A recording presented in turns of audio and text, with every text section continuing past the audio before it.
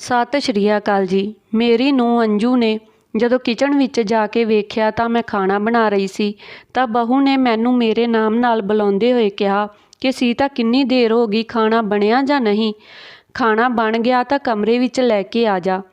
ਮੈਂ ਆਪਣੀ ਬਹੂ ਅੰਜੂ ਨੂੰ ਪਲਟ ਕੇ ਵੇਖਿਆ ਤੇ ਕਿਹਾ, ਬਸ ਬਣ ਗਿਆ ਬੇਟਾ, ਹੁਣੇ ਲੈ ਕੇ ਆਈ। ਠੀਕ ਆ, ਜਲਦੀ ਲੈ ਕੇ ਆ। ਇਹ ਕਹਿ ਕੇ ਬਹੂ ਆਪਣੇ ਕਮਰੇ ਵਿੱਚ ਚਲੀ ਗਈ। ਮੈਂ ਇੱਕ ਥਾਲੀ ਵਿੱਚ ਸਾਰਾ ਖਾਣਾ ਲਗਾਇਆ ਤੇ ਬਹੂ ਦੇ ਕਮਰੇ ਵਿੱਚ ਲੈ ਕੇ ਗਈ। ਬਹੂ ਦੇ ਸਾਹਮਣੇ ਜਾ ਕੇ ਰੱਖ ਦਿੱਤਾ ਤਾਂ ਬਹੂ ਖਾਣਾ ਖਾਣ ਲੱਗੀ ਤੇ ਮੈਂ ਉੱਥੇ ਖੜੀ ਹੋ ਗਈ। ਬਹੂ ਬੋਲੀ, ਹੁਣ ਖਾਣਾ ਖਾਣ ਵੀ ਦੇਵੇਂਗੀ ਜਾਂ ਮੇਰੀ ਛਾਤੀ ਤੇ ਬੈਠੀ ਰਹੇਂਗੀ? ਜਾ ਕੇ ਬਾਕੀ ਦੇ ਕੰਮ ਜਲਦੀ ਜਲਦੀ ਨਿਪਟਾ। ਇਹ ਕਹਿ ਕੇ ਮੈਂ ਆਪਣੀ ਬਹੂ ਦੇ ਕਮਰੇ ਵਿੱਚੋਂ ਬਾਹਰ ਨਿਕਲ ਆਈ ਤੇ ਕਿਚਨ ਵਿੱਚ ਆ ਗਈ। ਕਿਚਨ ਦਾ ਕੰਮ ਜਲਦੀ ਨਾਲ ਨਿਪਟਾ ਕੇ ਇੱਕ ਥਾਲੀ ਵਿੱਚ ਖਾਣਾ ਕੱਢਿਆ ਤੇ ਆਪਣੇ ਬੇਟੇ ਅਰਜੁਨ ਦੇ ਕਮਰੇ ਵਿੱਚ ਆ ਗਈ। ਅਰਜੁਨ ਮੇਰਾ ਬੇਟਾ ਹੈ ਜੋ ਕਿ ਇੱਕ ਅਪਾਹਿਜ ਹੈ। ਉਹ ਆਪਣੀਆਂ ਲੱਤਾਂ ਤੇ ਚੱਲ ਫਿਰ ਨਹੀਂ ਸਕਦਾ। ਉਹ ਬਸ ਆਪਣੀ ਵੀਲ ਚੇਅਰ ਤੇ ਬੈਠੇ ਬੈਠੇ ਥੱਕ ਜਾਂਦਾ ਹੈ ਤਾਂ ਬਿਸਤਰੇ ਤੇ ਲੇਟ ਜਾਂਦਾ ਹੈ। ਮੈਂ ਖਾਣਾ ਖਾ ਲਿਆ, ਆਪਣੇ ਬੇਟੇ ਨੂੰ ਆਪਣੇ ਹੱਥਾਂ ਨਾਲ ਖਵਾਇਆ ਤੇ ਉਸ ਦੇ ਨਾਲ ਆਪ ਵੀ ਖਾ ਲਿਆ। ਮੈਂ ਖਾਣਾ ਖਾ ਕੇ ਹਟੀ ਹੀ ਸੀ ਕਿ ਬਹੂ ਦੀ ਆਵਾਜ਼ ਆਉਂਦੀ ਹੈ, ਕਿੱਥੇ ਰਹਿ ਗਈ ਸੀਤਾ? ਇਹ ਭਾਂਡੇ ਚੁੱਕ ਕੇ ਲੈ ਜਾ। ਮੈਂ ਜਲਦੀ ਨਾਲ ਉਸ ਦੇ ਕਮਰੇ ਵਿੱਚੋਂ ਭਾਂਡੇ ਚੁੱਕਣ ਗਈ ਤਾਂ ਬਹੂ ਕਹਿੰਦੀ ਹੈ ਕਿ ਹੁਣ ਮੇਰੇ ਲਈ ਇੱਕ ਕੱਪ ਚਾਹ ਵੀ ਬਣਾ ਕੇ ਲੈ ਆ, ਮੇਰੇ ਸਿਰ ਵਿੱਚ ਬਹੁਤ ਦਰਦ ਹੋ ਰਿਹਾ ਆ। ਠੀਕ ਆ ਬਹੂ। ਮੈਂ ਕਿਚਨ ਵਿੱਚ ਗਈ ਤੇ ਬਹੂ ਦੇ ਲਈ ਚਾਹ ਬਣਾ ਕੇ ਲਿਆਈ। ਫਿਰ ਬਹੂ ਮੈਨੂੰ ਟੇਢੀ ਨਜ਼ਰ ਨਾਲ ਵੇਖਦੀ ਹੈ ਤੇ ਕਹਿੰਦੀ ਹੈ, ਹੁਣ ਜਾ ਕੇ ਸਾਰੇ ਬਰਤਨ ਧੋ ਲਾ। ਮੈਂ ਕਿਹਾ, ਠੀਕ ਹੈ ਬਹੂ। ਇਹ ਕਹਿ ਕੇ ਮੈਂ ਕਿਚਨ ਵਿੱਚ ਆ ਗਈ ਤੇ ਬਰਤਨ ਧੋਣ ਲੱਗੀ। ਮੈਂ ਸਾਰਾ ਕੰਮ ਕਰਕੇ ਆਪਣੇ ਬੇਟੇ ਦੇ ਕੋਲ ਚਲੀ ਗਈ ਤੇ ਉਸ ਦੇ ਸਿਰ ਵਿੱਚ ਹੱਥ ਫੇਰਨ ਲੱਗੀ। ਅਰਜੁਨ ਕਹਿੰਦਾ ਹੈ ਕਿ ਮੰਮੀ ਤੁਹਾਡੇ ਤੋਂ ਕਿੰਨਾ ਕੰਮ ਕਰਵਾਉਂਦੀ ਹੈ ਭਾਬੀ, ਰਾਤ ਤੱਕ ਤੂੰ ਤਾਂ ਥੱਕ ਕੇ ਚੂਰ ਹੋ ਜਾਂਦੀ ਆ। ਮੈਂ ਥੱਕੇ ਹੋਏ ਲਹਿਜੇ ਨਾਲ ਜਵਾਬ ਦਿੱਤਾ ਕਿ ਬੇਟਾ ਇਹੀ ਨਸੀਬ ਆ ਮੇਰਾ, ਤਾਂ ਮੈਂ ਕੀ ਕਰ ਸਕਦੀ ਹਾਂ? ਜਦੋਂ ਤੱਕ ਜ਼ਿੰਦਗੀ ਹੈ ਇਸੇ ਤਰ੍ਹਾਂ ਹੀ ਜਿਉਣਾ ਹੈ। ਅੰਜੂ ਆਪਣੇ ਕਮਰੇ ਦੇ ਬਾਹਰ ਹੀ ਖੜੀ ਸੀ ਅਤੇ ਇਹ ਸਭ ਸੁਣ ਲਿਆ ਸੀ ਤੇ ਅੰਦਰ ਜਾ ਕੇ ਅਰਜੁਨ ਦੇ ਥੱਪੜ ਮਾਰ ਦਿੱਤਾ। ਅਰਜੁਨ ਤੇ ਮੈਂ ਰੋਣ ਲੱਗੇ ਤਾਂ ਕਹਿੰਦੀ ਹੈ ਕਿ ਜੇ ਜ਼ੁਬਾਨ ਬੰਦ ਨਾ ਰੱਖੀ ਤਾਂ ਮੇਰੇ ਨਾਲੋਂ ਬੁਰਾ ਕੋਈ ਨਹੀਂ ਹੋਵੇਗਾ। ਮੇਰੇ ਪਤੀ ਚੰਦਨ ਜੀ ਅਤੇ ਵੱਡੇ ਬੇਟੇ ਰਾਕੇਸ਼ ਆਉਂਦੇ ਹਨ ਤਾਂ ਅੰਜੂ ਉਸ ਦੇ ਵੱਲ ਇਸ਼ਾਰਾ ਕਰਕੇ ਚੁੱਪ ਰਹਿਣ ਨੂੰ ਬੋਲਦੀ ਹੈ ਤੇ ਦੌੜੀ ਦੌੜੀ ਪਾਣੀ ਲੈ ਕੇ ਆਉਂਦੀ ਹੈ ਅਤੇ 5 ਮਿੰਟ ਬਾਅਦ ਆਪਣੇ ਸਹੁਰੇ ਦੇ ਲਈ ਖਾਣਾ ਲਗਾ ਦਿੰਦੀ ਹੈ। ਤਾਂ ਉਹ ਖਾਣਾ ਲਗਾਉਣ ਲਈ ਬੋਲ ਦਿੰਦੇ ਹਨ ਤਾਂ ਭੱਜੀ ਜਾਂਦੀ ਹੈ ਤੇ ਸਾਰਾ ਖਾਣਾ ਟੇਬਲ ਤੇ ਲਗਾ ਦਿੰਦੀ ਹੈ। ਆਪਣੇ ਸਹੁਰੇ ਦੇ ਆਉਂਦੇ ਹੀ ਬਹੂ ਇੱਕ ਪੈਰ ਤੇ ਖੜੀ ਹੋ ਜਾਂਦੀ ਹੈ। ਮੈਂ ਸਹਿਮੀ ਹੋਈ ਇੱਕ ਪਾਸੇ ਬੈਠੀ ਰਹਿੰਦੀ ਹਾਂ। ਦੋਨੋਂ ਬਾਪ ਬੇਟਾ ਖਾਣਾ ਖਾ ਲੈਂਦੇ ਹਨ। ਫਿਰ ਅੰਜੂ ਜਲਦੀ ਨਾਲ ਸਭ ਸਮੇਟ ਦਿੰਦੀ। ਚੰਦਨ ਜੀ ਦੀ ਖੁਦ ਦੀ ਕੱਪੜੇ ਦੀ ਫੈਕਟਰੀ ਸੀ ਤੇ ਉਸ ਨੇ ਆਪਣੇ ਵੱਡੇ ਬੇਟੇ ਨੂੰ ਵੀ ਆਪਣੇ ਨਾਲ ਹੀ ਲਗਾ ਲਿਆ ਸੀ। ਜਦ ਕਿ ਛੋਟਾ ਬੇਟਾ ਅਰਜੁਨ 20 ਸਾਲ ਦਾ ਸੀ। ਉਹ ਅਪਾਹਿਜ ਹੋਣ ਦੇ ਕਾਰਨ ਘਰ ਹੀ ਰਹਿੰਦਾ ਸੀ। ਉਹ 12ਵੀਂ ਕਲਾਸ ਤੱਕ ਪੜ੍ਹਿਆ ਸੀ। ਚੰਦਨ ਜੀ ਨੇ ਬਾਹਰੋਂ ਕਠੋਰ ਸੁਭਾਅ ਦੇ ਲੱਗਦੇ ਸੀ, ਓਨੇ ਹੀ ਅੰਦਰੋਂ ਨਰਮ ਸੀ। ਜਦੋਂ ਉਹਨਾਂ ਦਾ ਮੇਰੇ ਨਾਲ ਵਿਆਹ ਹੋਇਆ ਸੀ, ਉਹਨਾਂ ਕੋਲ ਕੇਵਲ ਇੱਕ ਛੋਟੀ ਜਿਹੀ ਕੱਪੜੇ ਦੀ ਦੁਕਾਨ ਸੀ। ਹੌਲੀ ਉਹਨਾਂ ਨੇ ਆਪਣੀ ਮਿਹਨਤ ਅਤੇ ਲਗਨ ਨਾਲ ਖੁਦ ਕੱਪੜੇ ਦੀ ਫੈਕਟਰੀ ਲਗਾ ਲਈ ਸੀ। ਫੈਕਟਰੀ ਬਣਨ ਦੇ ਬਾਅਦ ਉਹਨਾਂ ਨੇ ਦਿਨ ਰਾਤ ਮਿਹਨਤ ਕਰਕੇ ਅੱਜ ਬਹੁਤ ਉੱਚਾ ਮੁਕਾਮ ਬਣਾ ਲਿਆ ਸੀ। ਚੰਦਨ ਜੀ ਬਹੁਤ ਦਿਆਲੂ ਵਿਅਕਤੀ ਸੀ, ਗਰੀਬਾਂ ਅਤੇ ਜ਼ਰੂਰਤਮੰਦਾਂ ਦੀ ਮਦਦ ਕਰਦੇ ਸਨ, ਕਰਨ ਦੇ ਲਈ ਹਮੇਸ਼ਾ ਅੱਗੇ ਰਹਿੰਦੇ ਸੀ, ਪਰ ਜਲਦੀ ਨਾਲ ਕਿਸੇ ਉੱਤੇ ਵਿਸ਼ਵਾਸ ਨਹੀਂ ਕਰਦੇ ਸੀ। ਇਸ ਲਈ ਆਰਥਿਕ ਸਥਿਤੀ ਵਧੀਆ ਹੋਣ ਦੇ ਕਾਰਨ ਆਪਣੇ ਘਰ ਵਿੱਚ ਕਿਸੇ ਨੌਕਰ ਨੂੰ ਨਹੀਂ ਰੱਖਦੇ ਸੀ। ਮੈਂ ਵੀ ਆਪਣੇ ਪਤੀ ਦਾ ਹਰ ਕਦਮ ਉੱਤੇ ਸਾਥ ਦਿੱਤਾ ਸੀ। ਇਸ ਕਾਰਨ ਮੇਰੇ ਨਾਲ ਉਹ ਬਹੁਤ ਪ੍ਰੇਮ ਕਰਦੇ ਸੀ। ਮੈਂ ਇੱਕ ਪੜ੍ਹੀ ਲਿਖੀ ਪਰ ਸਿੱਧੀ ਸਾਦੀ ਘਰੇਲੂ ਮਹਿਲਾ ਸੀ। ਝੂਠ ਫਰੇਬ ਲਾਲਚ ਤੋਂ ਦੂਰ ਸੀ।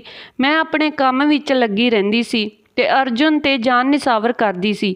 ਚੰਦਨ ਜੀ ਵੀ ਆਪਣੇ ਦੋਨਾਂ ਬੇਟਿਆਂ ਨੂੰ ਬਹੁਤ ਪਿਆਰ ਕਰਦੇ ਸੀ, ਪਰ ਅਰਜੁਨ ਨੂੰ ਕੁਝ ਜ਼ਿਆਦਾ ਹੀ। ਚੰਦਨ ਜੀ ਸਵੇਰੇ ਘਰੋਂ ਨਿਕਲ ਜਾਂਦੇ ਸੀ ਤੇ ਦੇਰ ਰਾਤ ਘਰ ਆਉਂਦੇ ਸੀ।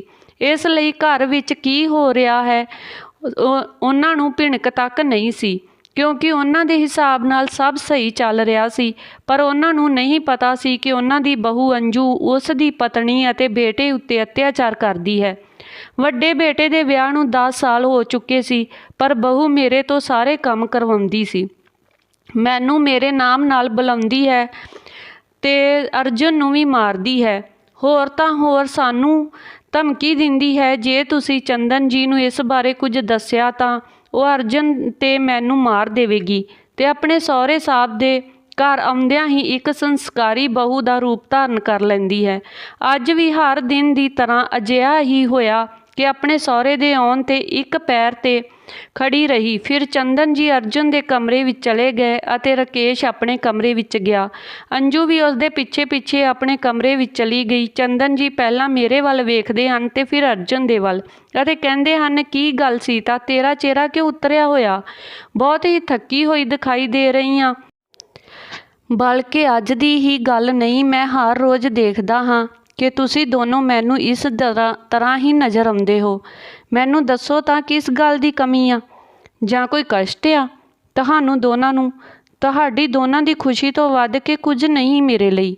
ਪਰ ਤੁਸੀਂ ਦੋਨੋਂ ਮੈਨੂੰ ਖੁਸ਼ ਦਿਖਾਈ ਕਿਉਂ ਨਹੀਂ ਦਿੰਦੇ? ਮੈਂ ਤੇ ਅਰਜਨ ਇੱਕ ਦੂਜੇ ਵੱਲ ਵੇਖਣ ਲੱਗੇ। ਮੈਂ ਅੱਖਾਂ ਨਾਲ ਇਸ਼ਾਰਾ ਕਰਕੇ ਅਰਜਨ ਨੂੰ ਮਨਾ ਕਰ ਦਿੱਤਾ। ਮੈਂ ਕਿਹਾ, ਨਹੀਂ ਜੀ, ਤੁਹਾਨੂੰ ਹੀ ਇਸ ਤਰ੍ਹਾਂ ਲੱਗਦਾ ਰਹਿੰਦਾ। ਅਸੀਂ ਤਾਂ ਦੋਨੋਂ ਬਹੁਤ ਖੁਸ਼ ਹਾਂ, ਸਾਨੂੰ ਕੋਈ ਕਸ਼ਟ ਨਹੀਂ। ਤੁਹਾਡੇ ਹੁੰਦੇ ਹੋਏ ਸਾਨੂੰ ਕੀ ਕਸ਼ਟ ਹੋ ਸਕਦਾ? ਪਰ ਤੁਸੀਂ ਪੂਰਾ ਦਿਨ ਫੈਕਟਰੀ ਵਿੱਚ ਥੱਕ ਜਾਂਦੇ ਹੋ ਨਾ, ਤਾਂ ਕਰਕੇ ਤੁਹਾਨੂੰ ਅਜਿਹਾ ਲੱਗਦਾ। ਲਿਆਓ, ਮੈਂ ਤੁਹਾਡੇ ਸਿਰ ਵਿੱਚ ਤੇਲ ਦੀ ਮਾਲਿਸ਼ ਕਰ ਦਿੰਦੀ ਹਾਂ। ਮੈਂ ਤੇ ਮੇਰਾ ਪਤੀ ਚੰਦਨ ਆਪਣੇ ਕਮਰੇ ਵਿੱਚ ਆ ਜਾਂਦੇ ਹਾਂ। ਮੈਂ ਚੰਦਨ ਜੀ ਦੇ ਤੇਲ ਲਗਾਉਣਾ ਸ਼ੁਰੂ ਕਰ ਦਿੱਤਾ। ਸਿਰ ਵਿੱਚ ਮਾਲਿਸ਼ ਕਰਦਿਆਂ ਚੰਦਨ ਜੀ ਸੌਂ ਗਏ।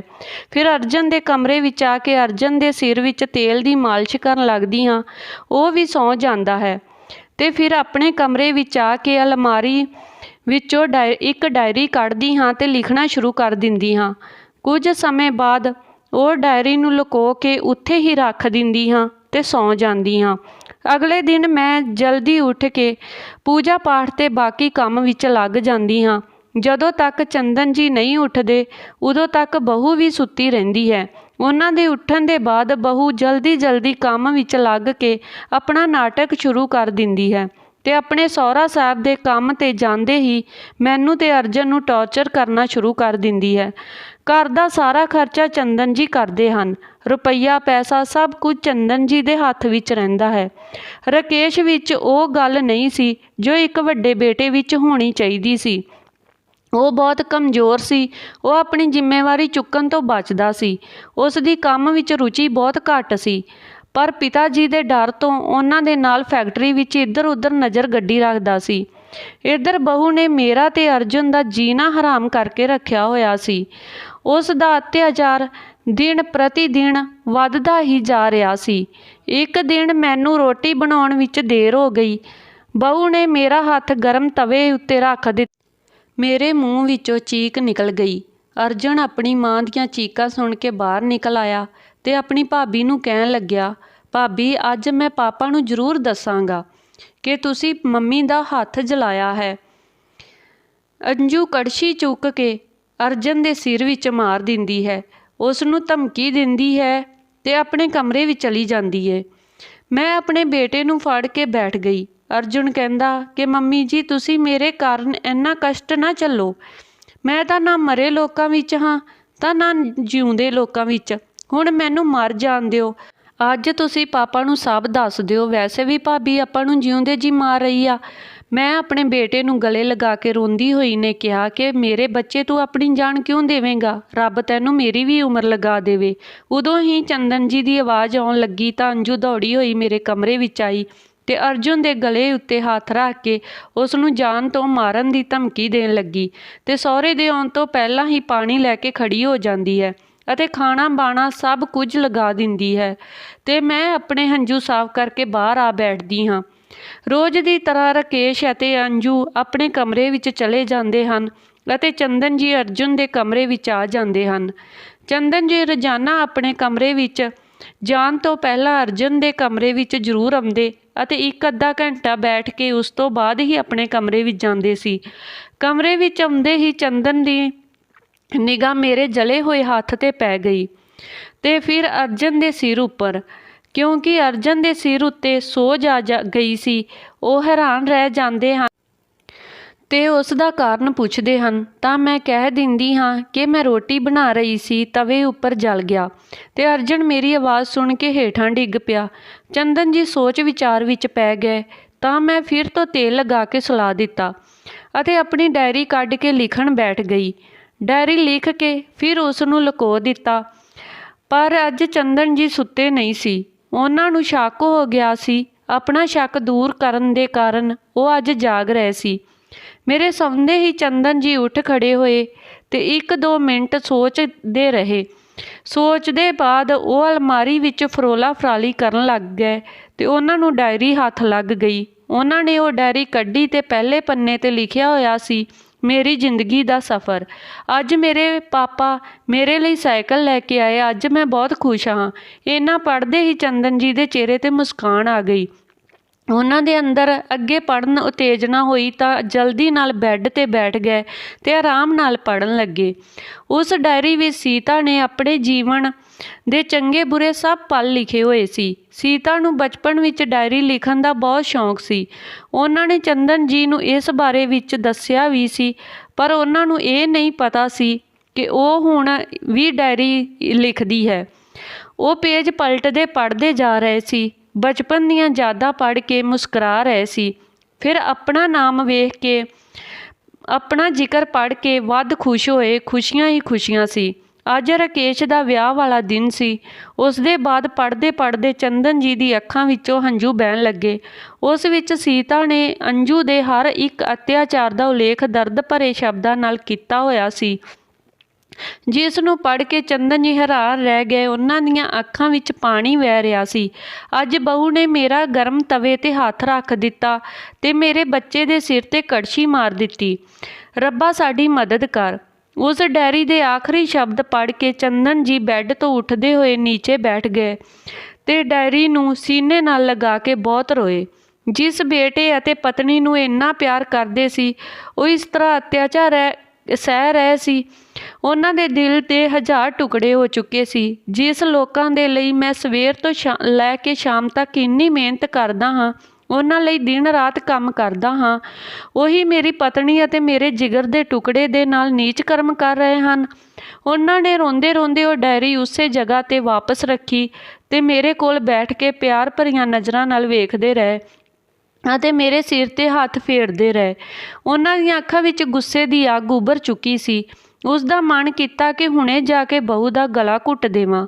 ਪੂਰੀ ਰਾਤ ਵਿੱਚ ਉਹ 1 ਘੰਟਾ ਮੁਸ਼ਕਲ ਨਾਲ ਸੁੱਤੇ ਤੇ ਸਵੇਰੇ ਉੱਠਦੇ ਹੀ ਬੋਲੇ, ਬੇਟਾ ਰਾਕੇਸ਼, ਅੱਜ ਫੈਕਟਰੀ ਦੀ ਛੁੱਟੀ ਹੈ ਤੇ ਮੇਰੀ ਵੀ ਤਬੀਅਤ ਠੀਕ ਨਹੀਂ। ਤੂੰ ਅਜਿਹਾ ਕਰ, ਬਹੂ ਨੂੰ ਲੈ ਕੇ ਕਿਤੇ ਘੁੰਮਿਆ।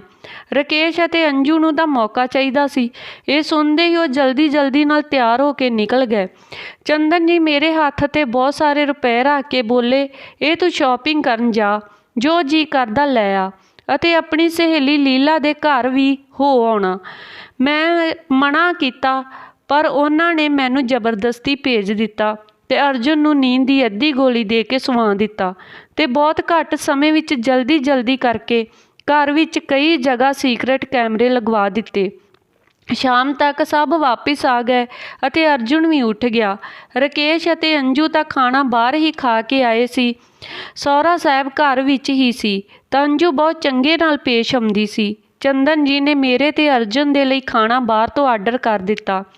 ਅਸੀਂ ਵੀ ਖਾਣਾ ਖਾ ਲਿਆ ਤੇ ਰੋਜ਼ ਦੀ ਤਰ੍ਹਾਂ ਸਭ ਆਪੋ ਆਪਣੇ ਕਮਰਿਆਂ ਵਿੱਚ ਜਾ ਕੇ ਸੌਂ ਗਏ। ਅਗਲੇ ਦਿਨ ਚੰਦਨ ਜੀ ਦੇ ਜਾਂਦੇ ਹੀ ਅੰਜੂ ਆਪਣੇ ਅਸਲੀ ਰੂਪ ਵਿੱਚ ਆ ਗਈ। ਮੇਰੇ ਤੇ ਅਰਜੁਨ ਤੇ ਹਰ ਰੋਜ਼ ਦੀ ਤਰ੍ਹਾਂ ਅਤਿਆਚਾਰ ਕਰਨਾ ਸ਼ੁਰੂ ਕਰ ਦਿੱਤਾ। ਸਾਰੇ ਦਾ ਸਾਰਾ ਕੈਮਰੇ ਵਿੱਚ ਰਿਕਾਰਡ ਹੁੰਦਾ ਗਿਆ।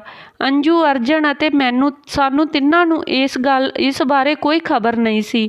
ਅੰਜੂ ਇਸ ਗੱਲ ਤੋਂ ਬੇਖਬਰ ਸੀ ਕਿ ਉਹ ਅਤਿਆਚਾਰ ਕਰਦੀ ਜਾ ਰਹੀ ਹੈ ਤੇ ਉਹ ਸਭ ਕੁਝ ਕੈਮਰੇ ਵਿੱਚ ਰਿਕਾਰਡ ਹੁੰਦਾ ਜਾ ਰਿਹਾ ਹੈ। ਹੁਣ ਤੱਕ ਚੰਦਨ ਜੀ ਨੇ ਸਿਰਫ ਮੇਰੀ ਡਾਇਰੀ ਪੜ੍ਹੀ ਸੀ ਤਾਂ ਉਹਨਾਂ ਦੇ ਅੰਦਰ ਕਿੰਨਾ ਗੁੱਸਾ ਆ ਰਿਹਾ ਸੀ। ਜੋ ਚੰਦਨ ਜੀ ਇਹ ਸਭ ਕੁਝ ਆਪਣੀਆਂ ਅੱਖਾਂ ਨਾਲ ਦੇਖਦੇ ਤਾਂ ਉਹਨਾਂ ਦੇ ਦਿਲ ਵਿੱਚ ਗੁੱਸੇ ਦਾ ਜਵਾਲਾ ਹੀ ਫਟਣਾ ਸੀ। ਰਾਕੇਸ਼ ਦੇ ਵਿਹਾਰ ਤੋਂ ਵੀ ਚੰਦਨ ਜੀ ਪਰੇਸ਼ਾਨ ਹੋ ਚੁੱਕੇ ਸਨ। ਚੰਦਨ ਜੀ ਉਹ ਕੈਮਰੇ ਦੀ ਰਿਕਾਰਡਿੰਗ ਲੈ ਕੇ ਪੁਲਿਸ ਸਟੇਸ਼ਨ ਪਹੁੰਚ ਗਏ ਅਤੇ ਬਹੂ ਅੰਜੂ ਦੇ ਖਿਲਾਫ ਉੱਤੇ ਕੜੀ ਕਾਰਵਾਈ ਕਰਨ ਨੂੰ ਬੋਲਦੇ ਹਨ ਤਾਂ ਕਿ ਅੱਗੇ ਤੋਂ ਕੋਈ ਵੀ ਬਹੂ ਆਪਣੀ ਸੱਸ ਜਾਂ ਛੋਟੇ ਨਣਦ ਦਿਓਰ 'ਤੇ ਅਤਿਆਚਾਰ ਨਾ ਕਰ ਸਕੇ। ਤੇ ਫਿਰ ਚੰਦਨ ਜੀ ਘਰ ਆ ਜਾਂਦੇ ਹਨ। ਕੁਝ ਸਮੇਂ ਬਾਅਦ ਲੇਡੀ ਪੁਲਿਸ ਆ ਕੇ ਅੰਜੂ ਦੇ ਹੱਥਾਂ ਵਿੱਚ ਹੱਥਕੜੀ ਪਾ ਦਿੰਦੀ ਹੈ। ਅੰਜੂ ਕਹਿੰਦੀ ਹੈ, ਕੀ ਹੈ ਇਹ ਸਭ? ਕਿਸ ਜੁਰਮ ਵਿੱਚ ਮੇਰੇ ਤੇ ਹੱਥਕੜੀ ਲਗਾਈ ਹੈ? ਤਾਂ ਚੰਦਨ ਜੀ LCD ਤੇ ਉਹ ਸਾਰੀ ਰਿਕਾਰਡਿੰਗ ਚਲਾ ਦਿੰਦੇ ਹਨ ਜਿਸ ਤੇ ਅੰਜੂ ਨੇ ਆਪਣੇ ਦਿਓਰ ਤੇ ਮੇਰੇ ਤੇ ਅਤਿਆਚਾਰ ਕੀਤੇ ਸਨ। ਉਸ ਨੂੰ ਵੇਖ ਕੇ ਅੰਜੂ ਦੀ ਰੂਹ ਕੰਬ ਜਾਂਦੀ ਹੈ। ਮੇਰੇ ਤੇ ਅਰਜੁਨ ਦੇ ਵੀ ਹੋਸ਼ ਉੱਡ ਜਾਂਦੇ ਹਨ। ਰਾਕੇਸ਼ ਨੂੰ ਆਪਣੀ ਪਤਨੀ ਲਈ ਤਰਸ ਆਉਂਦਾ ਹੈ ਤਾਂ ਉਹ ਆਪਣੇ ਪਿਤਾ ਜੀ ਨੂੰ ਕਹਿੰਦਾ ਹੈ, ਪਿਤਾ ਜੀ ਇਹ ਸਭ ਕੀ ਡਰਾਮਾ ਲਗਾ ਰੱਖਿਆ? ਤੁਸੀਂ ਘਰ ਦੀ ਬਹੂ ਨੂੰ ਕਿਸ ਤਰ੍ਹਾਂ ਬਦਨਾਮ ਕਰ ਰਹੇ ਹੋ? ਚੰਦਨ ਜੀ ਰਾਕੇਸ਼ ਦੇ ਕੰਨ ਨੂੰ ਹੇਠਾਂ ਖਿੱਚ ਕੇ 2-3 ਮਾਰਦੇ ਹਨ। ਉਦੋਂ ਹੀ ਚੰਦਨ ਜੀ ਦਾ ਵਕੀਲ ਵੀ ਆ ਜਾਂਦਾ ਹੈ ਜਿਨ੍ਹਾਂ ਨੂੰ ਉਹਨਾਂ ਨੇ ਪੁਲਿਸ ਸਟੇਸ਼ਨ ਤੋਂ ਹੀ ਫੋਨ ਕਰ ਦਿੱਤਾ ਸੀ। ਚੰਦਨ ਜੀ ਕਹਿੰਦੇ ਹਨ ਕਿ ਮੈਂ ਆਪਣੀ ਪਤਨੀ ਅਤੇ ਬੱਚੇ ਦਾ ਬਦਲਾ ਖੁਦ ਲੈ ਸਕਦਾ ਹਾਂ ਪਰ ਮੈਂ ਕਾਨੂੰਨ ਨੂੰ ਆਪਣੇ ਹੱਥਾਂ ਵਿੱਚ ਲੈਣ ਦੀ ਬੇਵਕੂਫੀ ਨਹੀਂ ਕਰ ਸਕਦਾ ਕਿ ਮੇਰੇ ਬਾਅਦ ਮੇਰੀ ਪਤਨੀ ਅਤੇ ਬੱਚੇ ਦਾ ਕੀ ਹੋਵੇਗਾ। ਕੇਵਲ ਇਸ ਲਈ ਮੈਂ ਤੇਰੀ ਇਸ ਘਟੀਆ ਪਤਨੀ ਨੂੰ ਪੁਲਿਸ ਦੇ ਹਵਾਲੇ ਕਰਨਾ ਹੀ ਸਹੀ ਸਮਝਿਆ। ਨਹੀਂ ਤਾਂ ਜੋ ਉਸਨੇ ਮੇਰੀ ਜਾਨ ਤੋਂ ਪਿਆਰੀ ਪਤਨੀ ਅਤੇ ਬੇਟੇ ਦੇ ਨਾਲ ਕੀਤਾ ਹੈ ਮੈਂ ਇਸ ਦਾ ਗਲਾ ਵੀ ਦਬਾ ਸਕਦਾ ਸੀ। ਮੈਂ ਠੰਡੇ ਦਿਮਾਗ ਤੋਂ ਕੰਮ ਲਿਆ ਤੇ ਘਰ ਵਿੱਚ ਕੈਮਰੇ ਲਗਵਾ ਦਿੱਤੇ ਅਤੇ ਤੇਰੀ ਪਤਨੀ ਸੀਤਾ ਤੇ ਅਰਜੁਨ ਨੂੰ ਜਾ ਕੇ ਜਾਨ ਤੋਂ ਮਾਰਨ ਦੀ ਧਮਕੀ ਵੀ ਦਿੰਦੀ ਹੈ। ਹੁਣ ਇੰਨੀਆਂ ਸੰਗੀਨ ਧਾਰਾਵਾਂ ਤੋਂ ਬਾਅਦ ਬਚਣ ਦੇ ਲਈ ਤੈਨੂੰ ਪੈਸਾ, ਸਮਾਂ ਤੇ ਜੀਵਨ ਸਭ ਚਾਹੀਦਾ। ਹੁਣ ਉੱਥੇ ਰਹੀ ਪੂਰਾ ਜੀਵਨ ਜੇਲ੍ਹ ਵਿੱਚ। ਇਹ ਸਭ ਸੁਣ ਕੇ ਅੰਜੂ ਅਤੇ ਰਾਕੇਸ਼ ਰੋਣ ਲੱਗਦੇ ਹਨ।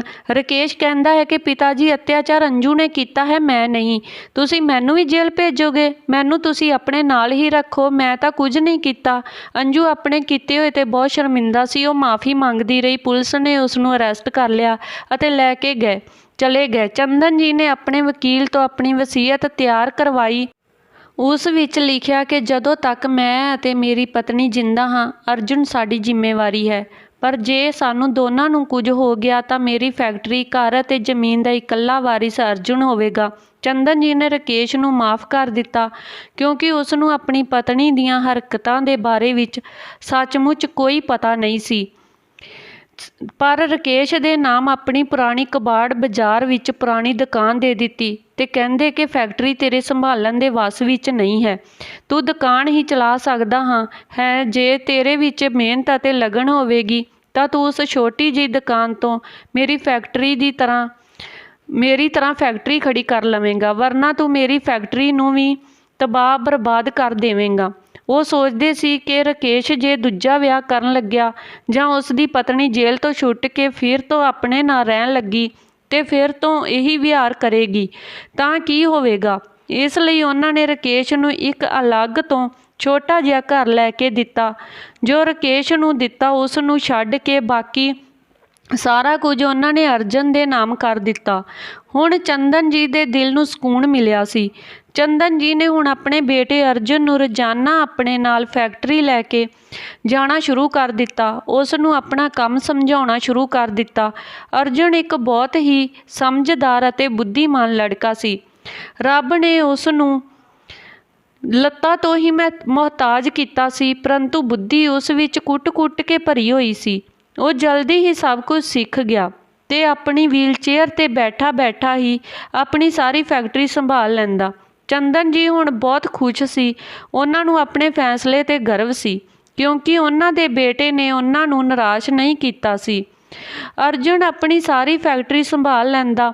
ਚੰਦਨ ਜੀ ਹੁਣ ਬਹੁਤ ਖੁਸ਼ ਸੀ, ਪਰ ਹਾਲੇ ਵੀ ਉਹਨਾਂ ਦਾ ਮਨ ਅਰਜੁਨ ਦੇ ਲਈ ਬੇਚੈਨ ਰਹਿੰਦਾ ਸੀ ਕਿਉਂਕਿ ਉਹ ਸੋਚਦੇ ਸੀ ਕਿ ਜੇ ਸਾਨੂੰ ਦੋਨਾਂ ਨੂੰ ਕੁਝ ਹੋ ਗਿਆ ਤਾਂ ਸਾਡੇ ਬੇਟੇ ਅਰਜੁਨ ਦਾ ਕੀ ਹੋਵੇਗਾ। ਇੱਕ ਦਿਨ ਛੁੱਟੀ ਦਾ ਦਿਨ ਸੀ ਤਾਂ ਮੇਰੀ ਸਹੇਲੀ ਲੀਲਾ ਆਪਣੀ ਬੇਟੀ ਮੀਨੂ ਦੇ ਨਾਲ ਸਾਡੇ ਘਰ ਆਈਆਂ। ਉਹ ਵੀ ਮੇਰੀ ਤਰ੍ਹਾਂ ਸਿੱਧੀ ਸਾਦੀ ਘਰੇਲੂ ਮਹਿਲਾ ਸੀ। ਅਸੀਂ ਦੋਨੋਂ ਸਹੇਲੀਆਂ ਇੱਕੋ ਜਿਹੀਆਂ ਸੀ। ਇੱਧਰ ਲੀਲਾ ਅਤੇ ਮੈਂ ਗੱਲਾਂ ਕਰਦੀਆਂ ਰਹੀਆਂ ਅਤੇ ਉੱਧਰ ਮੀਨੂ ਅਤੇ ਅਰਜਨ ਦੀ ਆਪਸ ਵਿੱਚ ਗੱਲਬਾਤ ਹੁੰਦੀ ਰਹੀ। ਚੰਦਨ ਜੀ ਨੂੰ ਉਹਨਾਂ ਦੋਨਾਂ ਨੂੰ ਇਕੱਠਿਆਂ ਬੈਠਾ ਵੇਖ ਕੇ ਬੜਾ ਚੰਗਾ ਲੱਗਾ, ਪਰ ਉਹਨਾਂ ਦੇ ਮਨ ਵਿੱਚ ਸ਼ੰਕਾ ਸੀ ਕਿਉਂਕਿ ਮੀਨੂ ਬਹੁਤ ਹੀ ਸੁੰਦਰ, ਸਰਬ ਗੁਣ ਸੰਪੰਨ ਅਤੇ ਸੰਸਕਾਰੀ ਲੜਕੀ ਸੀ ਤੇ ਉਹਨਾਂ ਦਾ ਬੇਟਾ ਅਪਾਹਿਜ ਸੀ। ਉਹ ਜ਼ਬਰਦਸਤੀ ਕਿਸੇ ਲੜਕੀ ਨੂੰ ਆਪਣੇ ਲੜਕੇ ਦੇ ਨਾਲ ਬੰਨ੍ਹ ਨਹੀਂ ਸਕਦੇ ਸੀ। ਉਹ ਨਹੀਂ ਚਾਹੁੰਦੇ ਸੀ ਕਿ ਕੋਈ ਲੜਕੀ ਉਹਨਾਂ ਦੇ ਬੇਟੇ ਉੱਤੇ ਤਰਸ ਖਾ ਕੇ ਉਸ ਦੀ ਜੀਵਨ ਸੰਗਣੀ ਬਣੇ। ਜੋ ਵੀ ਲੜਕੀ ਮੇਰੇ ਬੇਟੇ ਦੇ ਜੀਵਨ ਸਾਥਣ ਬਣੇ ਉਹ ਉਸ ਨੂੰ ਪਿਆਰ ਕਰਦੀ ਹੋਵੇ, ਨਾ ਕਿ ਤਰਸ ਖਾਂਦੀ ਹੋਵੇ। ਉਦੋਂ ਹੀ ਉਹਨਾਂ ਦੇ ਮਨ ਵਿੱਚ ਇੱਕ ਖਿਆਲ ਆਇਆ ਤਾਂ ਉਹ ਲੀਲਾ ਦੇ ਕੋਲ ਗਏ ਤੇ ਕਹਿੰਦੇ ਕਿ ਮੈਂ ਅਰਜੁਨ ਦੇ ਲਈ ਲੜਕੀ ਪਸੰਦ ਕਰ ਲਈ ਹੈ। ਇਹ ਸੁਣਦੇ ਹੀ ਮੈਂ ਤੇ ਲੀਲਾ ਹੈਰਾਨ ਰਹਿ ਗਈਆਂ ਅਤੇ ਨਾਲ ਹੀ ਬੈਠੀ ਮੀਨੂ ਵੀ ਅਰਜੁਨ ਦੇ ਨਾਲ ਗੱਲਾਂ ਕਰਦੀ ਚੌਂਕ ਗਈ ਤੇ ਅਰਜੁਨ ਤਾਂ ਹੈਰਾਨ ਹੀ ਰਹਿ ਗਿਆ। ਚੰਦਨ ਜੀ ਮੀਨੂ ਦੇ ਚਿਹਰੇ ਨੂੰ ਗੌਰ ਨਾਲ ਵੇਖਦੇ ਹਨ। ਚੰਦਨ ਜੀ ਦੀ ਇਹ ਗੱਲ ਕਹਿਣ ਤੋਂ ਪਹਿਲਾਂ ਤਾਂ ਮੀਨੂ ਹੱਸ-ਹੱਸ ਕੇ ਗੱਲਾਂ ਕਰ ਰਹੀ ਸੀ, ਕਿਉਂਕਿ ਬਚਪਨ ਤੋਂ ਇੱਕ ਦੂਜੇ ਨੂੰ ਜਾਣਦੇ ਸੀ। ਪਰ ਜਿਵੇਂ ਹੀ ਉਹ ਗੱਲ ਸੁਣਦੀ ਹੈ ਤਾਂ ਬਿਲਕੁਲ ਚੁੱਪ ਹੋ ਜਾਂਦੀ ਹੈ। ਲੀਲਾ ਵੀ ਚੰਦਨ ਜੀ ਤੋਂ ਪੁੱਛਦੀ ਹੈ, ਮੈਂ ਕਿਹਾ ਕਿ ਇਹਨਾਂ ਨੇ ਤਾਂ ਮੈਨੂੰ ਵੀ ਕੁਝ ਨਹੀਂ ਦੱਸਿਆ। ਚੰਦਨ ਜੀ ਮੀਨਾ ਦੇ ਵੱਲ ਵੇਖ ਕੇ ਕਹਿੰਦੇ ਕਿ ਮੈਂ ਹਾਲੇ ਇੱਕ ਲੜਕੀ ਪਸੰਦ ਕੀਤੀ ਹੈ, ਮੈਂ ਅਜੇ ਉਸ ਨੂੰ ਪੁੱਛਿਆ ਨਹੀਂ। ਜੇ ਉਸ ਨੂੰ ਸਾਡਾ ਅਰਜੁਨ ਪਸੰਦ ਹੋਵੇਗਾ ਤਾਂ ਵਿਆਹ ਹੋਵੇਗਾ। ਮੈਂ ਨਹੀਂ ਚਾਹੁੰਦਾ ਕਿ ਕੋਈ ਮੇਰੇ ਬੇਟੇ ਉੱਤੇ ਤਰਸ ਖਾ ਕੇ ਵਿਆਹ ਕਰੇ। ਮੇਰਾ ਬੇਟਾ ਲੱਖਾਂ ਵਿੱਚੋਂ ਇੱਕ ਹੈ। ਸਾਰੇ ਜਾਣੇ ਚੰਦਨ ਜੀ ਦੀਆਂ ਗੱਲਾਂ ਨੂੰ ਧਿਆਨ ਨਾਲ ਸੁਣਦੇ ਹਨ। ਮੀਨੂ ਆਪਣਾ ਸਿਰ ਝੁਕਾ ਕੇ ਬੈਠੀ ਰਹਿੰਦੀ ਹੈ ਤਾਂ ਚੰਦਨ ਜੀ ਉੱਠ ਕੇ ਮੀਨੂ ਦੇ ਕੋਲ ਜਾਂਦੇ ਹਨ ਤੇ ਕਹਿੰਦੇ ਹਨ, ਮੀਨੂ ਬੇਟਾ, ਕੀ ਤੈਨੂੰ ਮੇਰਾ ਬੇਟਾ ਅਰਜੁਨ ਪਸੰਦ ਹੈ? ਕੀ ਤੂੰ ਮੇਰੇ ਬੇਟੇ ਨਾਲ ਵਿਆਹ ਕਰੇਂਗੀ? ਮੇਰਾ ਬੇਟਾ ਪੈਰਾਂ ਤੋਂ ਅਪਾਹਿਜ ਹੈ, ਬਸ ਇੱਕ ਇਹੀ ਕਮੀ ਹੈ ਮੇਰੇ ਬੇਟੇ ਵਿੱਚ। ਇਸ ਤੋਂ ਇਲਾਵਾ ਮੇਰੇ ਬੇਟੇ ਵਿੱਚ ਕੋਈ ਕਮੀ ਨਹੀਂ। ਮੇਰਾ ਬੇਟਾ ਹੀਰਾ ਹੈ, ਲੱਖਾਂ ਵਿੱਚ ਇੱਕ ਹੈ। ਮੀਨੂ ਸਿਰ ਉੱਪਰ ਕਰਕੇ ਵੇਖਦੀ ਹੈ, ਉਸ ਦੀਆਂ ਅੱਖਾਂ ਵਿੱਚ ਹੰਝੂ ਸੀ। ਚੰਦਨ ਜੀ ਦਾ ਹੱਥ ਉਸਨੇ ਆਪਣੇ ਹੱਥ ਵਿੱਚ ਲਿਆ ਤੇ ਕਹਿੰਦੀ ਹੈ, ਪਾਪਾ ਜੀ, ਮੈਂ ਅਰਜੁਨ ਨੂੰ ਬਚਪਨ ਤੋਂ ਜਾਣਦੀ ਹਾਂ। ਮੈਂ ਅਰਜੁਨ ਨੂੰ ਚੰਗੀ ਤਰ੍ਹਾਂ ਜਾਣਦੀ ਹਾਂ। ਮੈਂ ਉਸ ਨੂੰ ਪਿਆਰ ਕਰਦੀ ਹਾਂ, ਇਸ ਲਈ ਵਿਆਹ ਕਰਨਾ ਚਾਹੁੰਦੀ ਹਾਂ, ਨਾ ਕਿ ਤਰਸ ਖਾ ਕੇ। ਇਹ ਸੁਣਦੇ ਹੀ ਚੰਦਨ ਜੀ ਖੁਸ਼ ਹੋ ਗਏ ਤੇ ਉਹਨਾਂ ਦੀਆਂ ਅੱਖਾਂ ਵਿੱਚੋਂ ਵੀ ਹੰਝੂ ਆ ਗਏ। ਮੀਨੂ ਦੇ ਸਿਰ ਉੱਤੇ ਹੱਥ ਰੱਖਦੇ ਤੇ ਕਹਿੰਦੇ ਹਨ, ਬੇਟਾ ਜੁਗ ਜੁਗ ਜੀਵੋ। ਅਰਜੁਨ ਦੀ ਖੁਸ਼ੀ ਦਾ ਕੋਈ ਟਿਕਾਣਾ ਨਹੀਂ ਸੀ। ਉਹ ਵਾਰ-ਵਾਰ ਮੀਨੂ ਨੂੰ ਵੇਖੀ ਜਾ ਰਿਹਾ ਸੀ। ਕੁਝ ਦਿਨਾਂ ਬਾਅਦ ਮੀਨੂ ਤੇ ਅਰਜੁਨ ਦਾ ਵਿਆਹ ਹੋ ਜਾਂਦਾ ਹੈ ਤਾਂ ਉਹ ਮੇਰੀ ਬਹੁਤ ਸੇਵਾ ਕਰਦੀ ਹੈ ਤੇ ਮੀਨੂ ਕੋਈ ਵੀ ਕੰਮ ਮੈਨੂੰ ਨਹੀਂ ਕਰਨ ਦਿੰਦੀ। ਹੁਣ ਕਿਤੇ ਜਾ ਕੇ ਮੈਨੂੰ ਬਹੂ ਵਾਲਾ ਸੁੱਖ ਮਿਲਿਆ ਸੀ। ਚੰਦਨ ਜੀ ਹੁਣ ਵੀ ਚੋਰੀ-ਚੋਰੀ ਮੇਰੀ ਡਾਇਰੀ ਪੜ੍ਹਦੇ ਰਹਿੰਦੇ। ਹੁਣ ਮੇਰੀ ਡਾਇਰੀ ਵਿੱਚ ਖੁਸ਼ੀਆਂ ਹੀ ਖੁਸ਼ੀਆਂ ਸੀ। ਮੈਂ ਬਹੂ ਦੀ ਡਾਇਰੀ ਵਿੱਚ ਬਹੁਤ ਤਾਰੀਫ ਲਿਖਦੀ ਸੀ। ਜਿਸ ਬੇਟੀ ਦੀ ਤਮੰਨਾ ਮੈਨੂੰ ਸਾਲਾਂ ਤੋਂ ਸੀ, ਅੱਜ ਉਹ ਬਹੂ ਦੇ ਰੂਪ ਵਿੱਚ ਮੈਨੂੰ ਮਿਲ ਗਈ। ਚੰਦਨ ਜੀ ਹੁਣ ਬਹੁਤ ਖੁਸ਼ ਸੀ, ਕਿਉਂਕਿ ਉਹਨਾਂ ਦਾ ਪਰਿਵਾਰ ਹੁਣ ਸੁਖੀ ਪਰਿਵਾਰ ਸੀ। ਇਸ ਕਹਾਣੀ ਤੋਂ ਸਾਨੂੰ ਇਹੀ ਸਿੱਖਿਆ ਮਿਲਦੀ ਹੈ ਕਿ ਸਾਨੂੰ ਕਿਸੇ ਉੱਤੇ ਅਤਿਆਚਾਰ ਨਹੀਂ ਕਰਨਾ ਚਾਹੀਦਾ। ਕਰਮਾਂ ਦਾ ਫਲ ਦੇਰ ਨਾਲ ਸਹੀ ਮਿਲਦਾ ਜ਼ਰੂਰ ਹੈ, ਕਿਉਂਕਿ ਰੱਬ ਦੇ ਘਰ ਦੇਰ ਹੈ, ਅੰਧੇਰ ਨਹੀਂ। ਉਮੀਦ ਕਰਦੀ ਹਾਂ ਕਿ ਤੁਹਾਨੂੰ ਕਹਾਣੀ ਵਧੀਆ ਲੱਗੀ ਹੋਵੇਗੀ। ਧੰਨਵਾਦ ਜੀ। ਜੇਕਰ ਕਹਾਣੀ ਵਧੀਆ ਲੱਗੀ ਹੋਵੇ ਤਾਂ ਲਾਈਕ, ਕਮੈਂਟ, ਸ਼ੇਅਰ ਜ਼ਰੂਰ ਕਰਨਾ ਤੇ ਚੈਨਲ ਨੂੰ ਸਬਸਕ੍ਰਾਈਬ ਕਰਨਾ ਨਾ ਭੁੱਲਣਾ।